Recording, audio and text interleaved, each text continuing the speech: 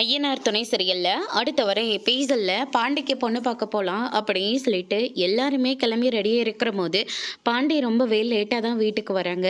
என்னடா இவ்வளோ லேட்டாக வர அப்படின்னு சொல்லிட்டு சேரன் வந்து கேட்கவும், வானதியோட வீட்டுக்கு போயிட்டு வரேன்னு. அங்கேயே போயிட்டு வந்துட்டியா? இதே கோலத்தோடவா? என்னடா சொல்கிற? அங்கே போயிட்டு கல்யாணம் வேண்டான்னு சொல்லிட்டு வந்துட்டேன்னு. கல்யாணம் வேண்டான்னு சொல்லிட்டு வந்துட்டியா? என்னடா சொல்கிற? இப்போ தான் அந்த பொண்ணோட வீட்டில் மனசை மாறி பொண்ணு பார்க்குற வரைக்கும் வர சொல்லியிருக்காங்க.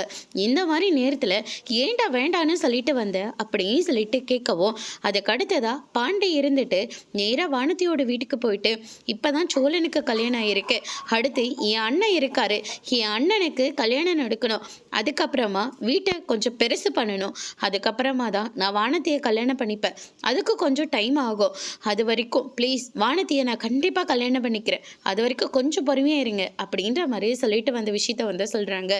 இதை கேட்டோன்னு மொத்த பேரும் வந்து ஷாக் ஆகுறாங்க.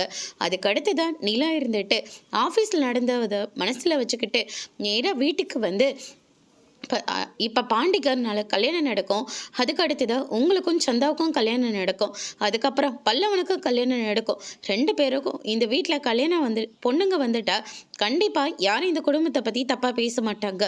அடுத்த நிமிஷமே நான் இவரை விட்டு போக தான் போகிறேன் அப்படின்னு சொல்லிட்டு நிலா வந்து பேசினது எல்லாத்தையும் யோசிச்சு பார்க்குறாங்க. அதோடு இன்னைக்கான பிரமோ முடிச்சிருக்காங்க. இனி ஐயனார் துணையில் அடுத்தடுத்து என்னெல்லாம் நடக்க போகுதுன்றதை வெயிட் பண்ணி பார்க்கலாம். தேங்க்யூ.